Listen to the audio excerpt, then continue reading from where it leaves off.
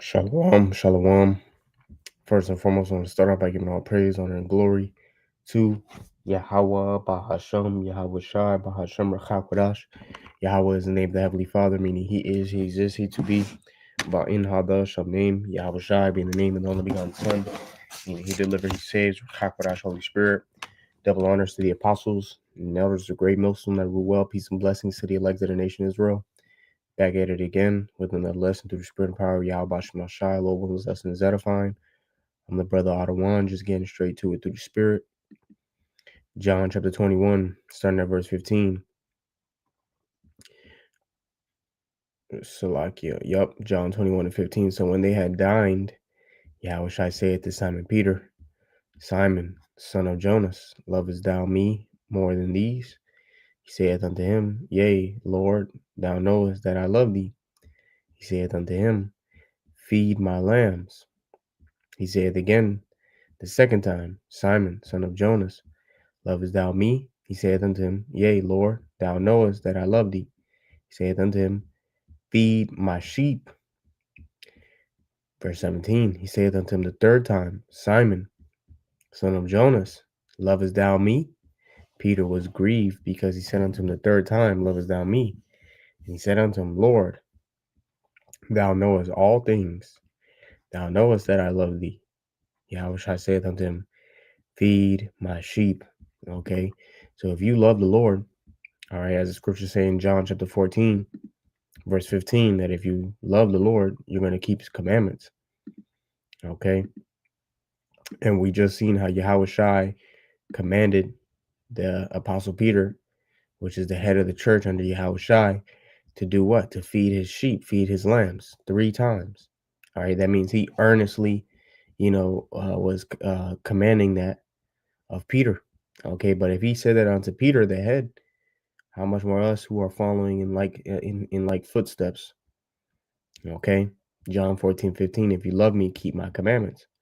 So if we love the Lord, we got to keep his commandments, and a part of keeping his commandments is feeding the sheep, because we've been entrusted with that duty. So the exhortation at hand is, you might be living a busy life, you might have a busy schedule, and shit happens. Okay, Babylon, gets in the way. We understand that. You know what I'm saying? Sometimes things come up unexpectedly, different emergencies, whatever the case may be. But, for the most part, okay, you should be making an earnest effort to be feeding the sheep. Speaking to myself first and foremost, make it happen. No excuses, man, and there's certain duties that we may have, all right, outside of the ministry, that you got to keep up with, okay, or else, it's going to lead to chaos and turmoil. But at the end of the day, you got to make sure, hey, I ain't do my lesson yet. So let me make the time rather, okay, and get it in, and sometimes, you might miss a day, but you make it up. You know what I'm saying? You missed a day, do a lesson, do 2 the next day, you know what I'm saying? Or whatever the case may be. Everybody's got their own portion. But at the end of the day, the exhortation at hand is we have a duty to feed the sheep. No excuses. It's our job. This is what's been required of us.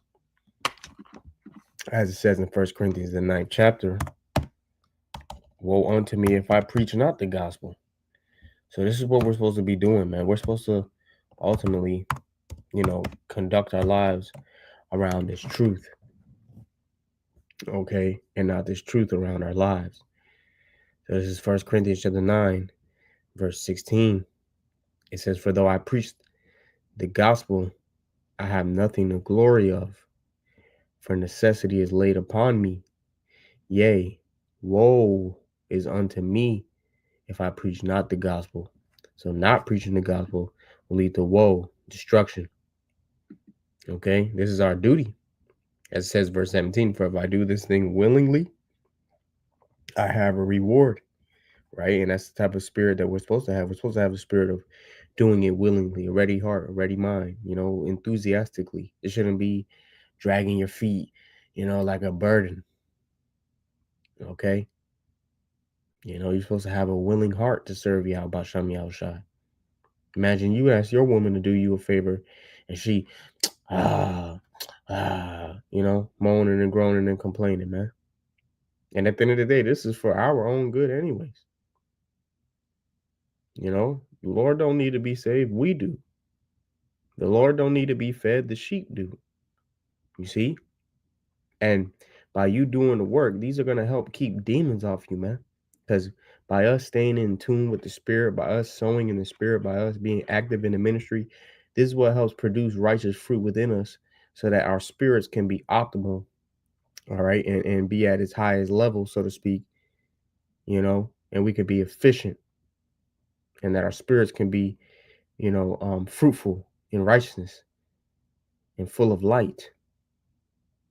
But when you neglect your spiritual duties, you neglect to pray, you neglect to read, you neglect to fast, you neglect to watch lessons, you neglect to spend time with brothers if you have the ability to. You know what I'm saying? When you neglect to do the work, when you neglect to go out on the highways, when you neglect to do your lessons, these things open up that door for those demons to jump on you more and more and more, man. You know, if you ever wondering why your spirit may be feeling a certain type of way, well, first thing you should ask yourself is, well, what do I need to do in the spirit? Did I read yet? Did I pray? You know what I'm saying? Do I need to go on a fast? When's the last time I've been on a fast? You know what I'm saying? Like, you got to ask yourself these types of questions, man, because through us sowing in this ministry is how we keep righteous fruit within us, and it helps keep demons off you, man. So it ain't just, you know, it's for you too, man. Okay. But at the end of the day, you shouldn't be doing it just for the sake of yourself. You should be doing it for the flock and for the sake of your love for Yahweh Shem Yahushai. You should be doing it willingly, right? It says, but if against my will, 1 Corinthians 9:17, for if I do this thing willingly, I have a reward. But if against my will, a dispensation of the gospel is committed unto me. Let's go into that word dispensation.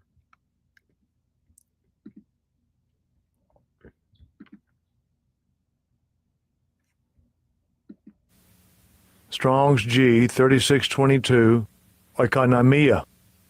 Oikonomia. So this is the same word going back to the word economy. In Ecclesiastes, the 12th chapter, it says the keepers of the house shall tremble. When you go into the word economy, this is the etymology of the word economy right here. Okay, and it says what? Management of a household or of household affairs. We've been entrusted to be a part of Yahweh Shai's household affairs, his economy. Okay, we're a part of the economy in the spirit realm. You got to understand how heavy that is. It says specifically the management, oversight, administration of others' property. And the property is Yahweh Basham Yahushai's. You know, this Yahweh Shai's truth. He gave us the talents. We're supposed to multiply them, right? Because he's coming to get his way usury. It says the office of a manager or overseer, stewardship, administration, dispensation. It says economy, right? Dispensation. Shalom to the elect tuning in. Yabashim Shabrakatham. Shalom. Dispensation. It says exemption from a rule or usual requirement. That's not what I'm looking for. Here's what I'm looking for. It says dispensation noun. Regulations control the dispensation of supplies. Distribution, provision, providing, supply, supplying, issue, issuing, passing around, pass out, and give out, handing out. Right? So a portion of the gospel has been passed out or handed out or gifted to us. All right? So now, like the scriptures say, better to hide your folly than to hide your wisdom. The scriptures say, who lights a candle and puts it under the bushel? The scriptures say a gift that is hid, you know, or wisdom that is hid, you know, what profit is in that? Roughly paraphrasing. So we're not supposed to hide our wisdom. So if the Lord gave us this wisdom, we gotta, you know, work with it, man. The Lord don't want us to be that servant with the napkin where you just hide your talent. Okay, you got this truth, but you ain't teaching. Here it is. You know the breakdowns. You know about the prophecies, and you know what I'm saying. You could pull out precepts to make it relevant to the lesson and to the topic. You commented on the comment board and this, that, and the third, but you got the knowledge, but you don't teach though. You're a keyboard warrior. Lord ain't dealing with that. You know what I'm saying? If you're able to, put up all these comments and things of that nature, then you could do a lesson. You could do a lesson. Who's to say that you got to do a 30-minute lesson, an hour-long lesson? You could do a 10-minute lesson, hit 3 precepts. The sheep is fed. Sometimes those 10-minute lessons they hit different, man. Sometimes all you got in a particular moment is to be able to get in a 10-minute lesson to refresh your spirit. You know what I'm saying? Yeah, like the brother said, a lot of social media prophets. Exactly, bro. Jake got all these comments on the comment board, but and I get it. Everybody's got their own lot, so not everybody's a teacher. So I ain't trying to be, making brothers feel bad. But a lot of dudes, you really have the ability to teach, but the thing is, you lack faith. Okay, and the Lord sees through that. But we gonna see, man. Our brothers out, we make it ourselves. Because we all working out our own salvation at the end of the day. So. At the end of the day, the Lord will have mercy on whom He have mercy, but you don't really want to stretch that line thin.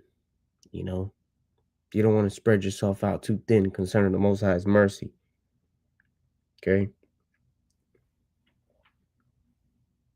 So there's the book of Luke, chapter 19. Woo. Shalom, bro. This is Brother Nair 144K, James 2:26. For as the body without the spirit is dead, so faith without works is dead also. Yeah. So you got to put in the work behind your faith. Straight up. Imagine Jake saying, yeah, I'm going to go to the NFL or I'm going to go to the NBA. And this nigga don't even practice his footwork. He don't go to no scrimmages. He not even on the team.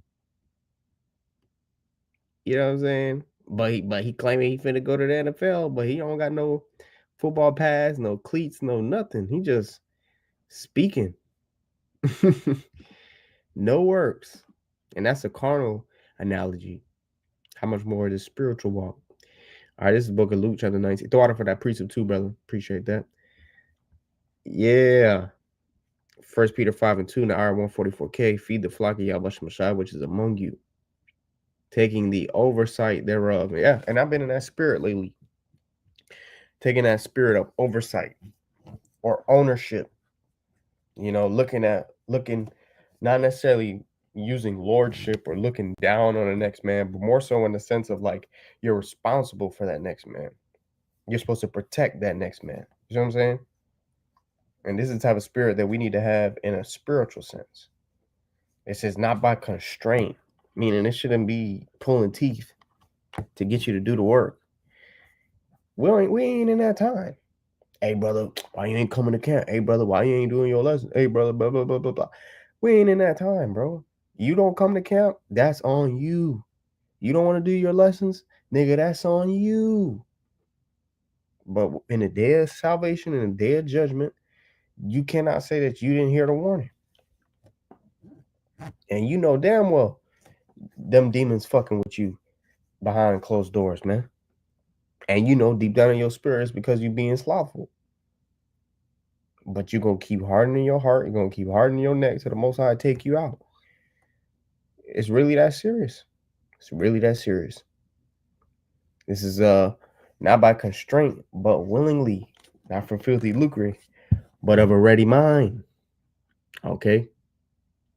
Yeah. So you should do this thing willingly, and you shouldn't be doing it to get paid or to get some type of benefit out of it or to get women. Nah, bro. Okay? But of a ready mind, meaning you understand your duty and you're more than willing. And I keep thinking about this precept, so let me go ahead and get it. Yep. That's right, bro. Let me get this precept real quick. First Chronicles 28. And then Lord willing, I might get the second Maccabees. Yep.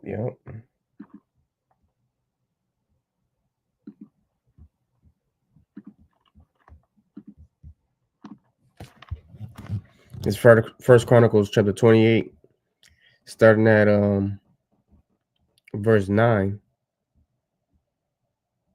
It says, "And thou, Solomon, my son, know thou the power of thy father, and serve him with a perfect heart and with a willing mind.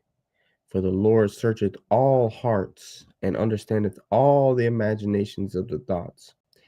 If thou seek him, he will be found of thee. But if thou forsake him, he will cast thee off forever." Okay? Straight like that. So we're supposed to serve the Lord with a perfect heart and a willing mind. All right? And even though King David charged King Solomon with this, we ourselves are supposed to learn from this example. Now, the next one I want to grab is Second Maccabees. Second Maccabees chapter 1.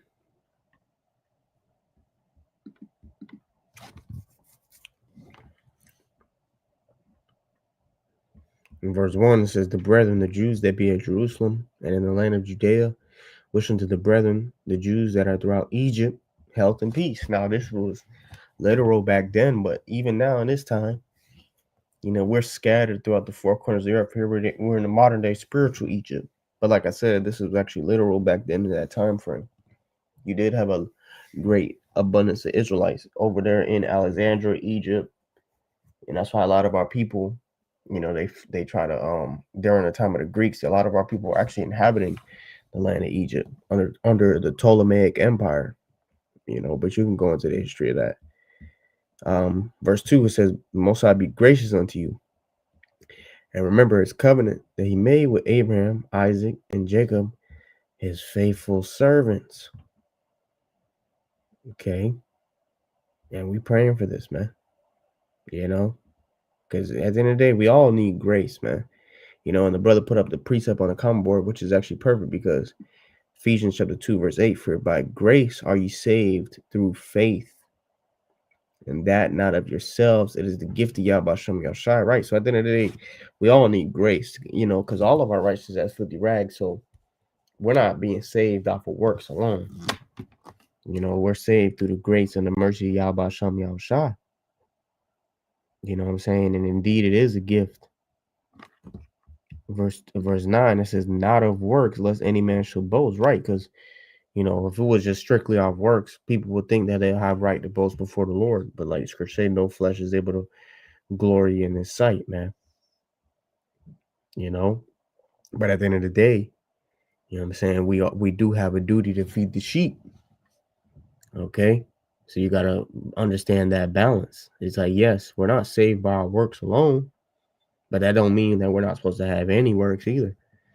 It's a balance. There's Ephesians chapter 2, verse 10. It says, "For we are his workmanship, created in Mashiach Yahushua unto good works." Right. What are a part of those good works? Feeding the sheep.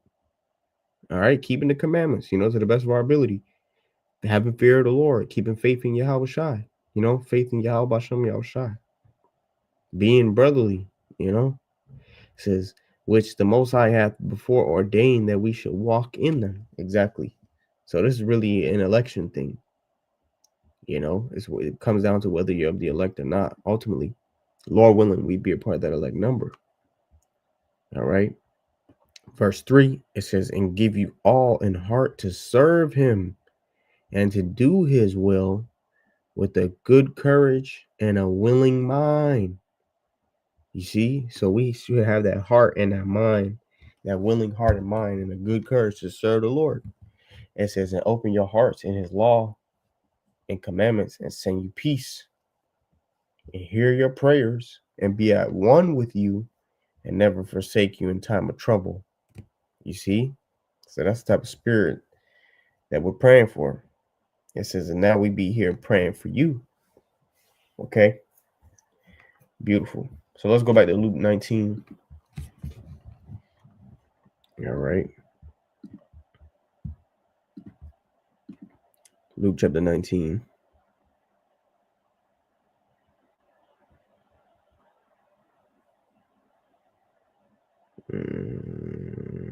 Yeah, let's start at 15. You know what? I'll just go straight to the point. Luke chapter 19, verse 20. And another came, saying, Lord, behold, here is thy pound, which I have kept, laid up in a napkin. For I feared thee, because thou art an austere man. Thou takest up that thou layest not down, and reapest that thou didst not sow.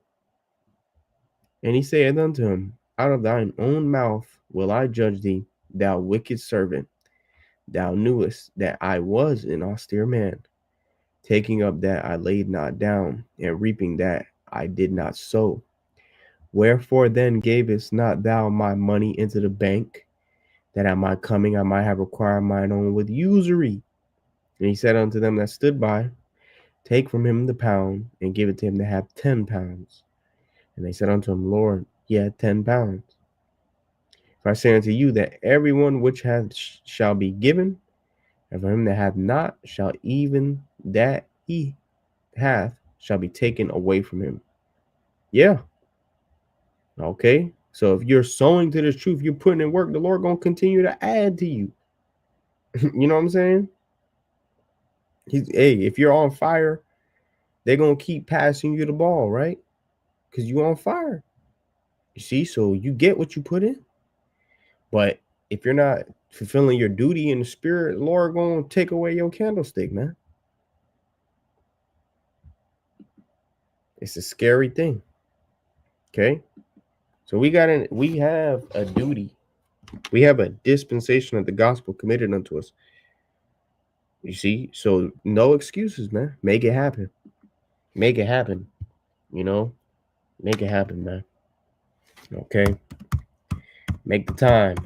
Tweak your schedule. You know what I'm saying? Figure out something. You know, and if you're having trouble, pray to the Lord to help give you some inspiration on how to, you know, put something together to serve him, man. Even me myself, I had to personally tweak my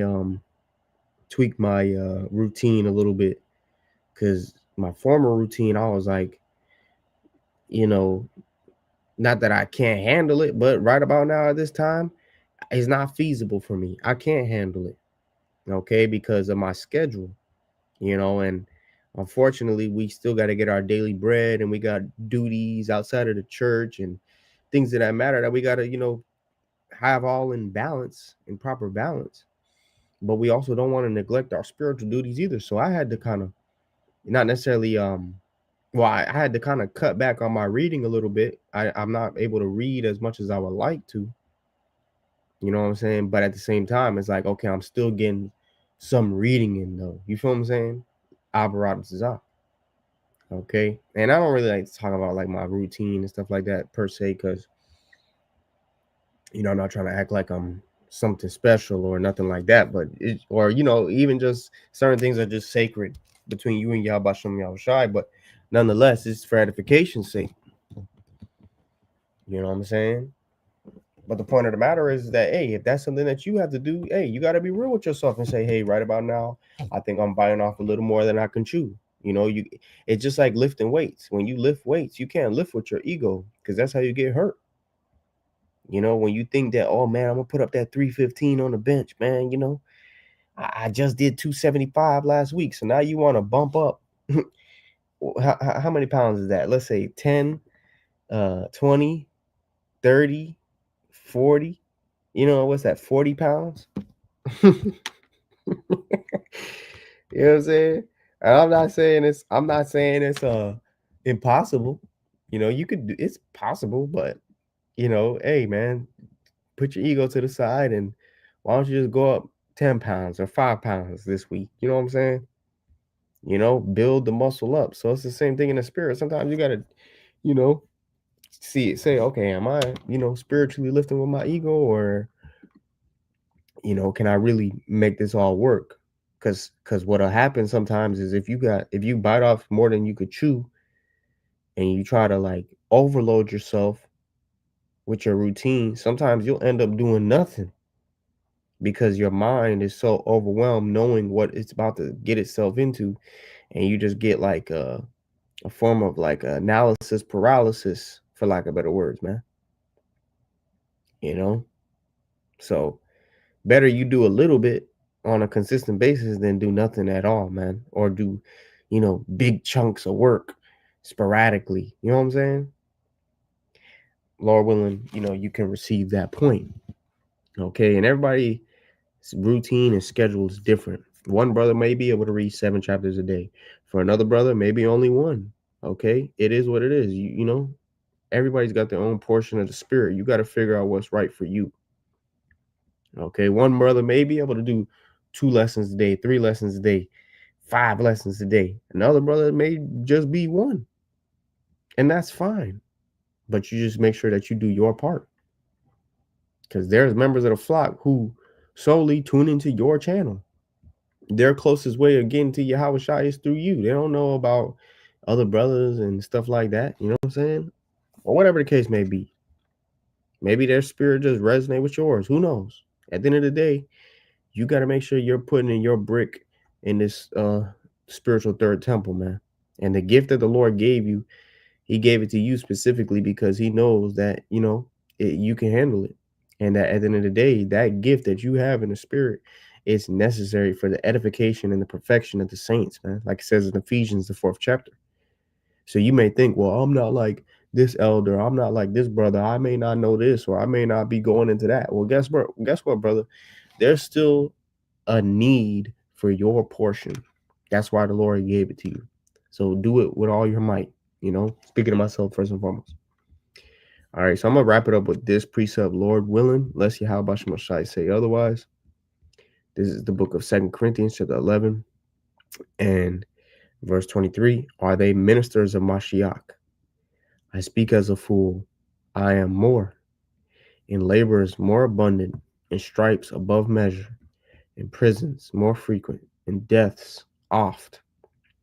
Of the Jews 5 times received I 40 stripes, save 1. Thrice was I beaten with rods. Once was I stoned. Thrice I suffered shipwreck. A night and a day I have been in the deep.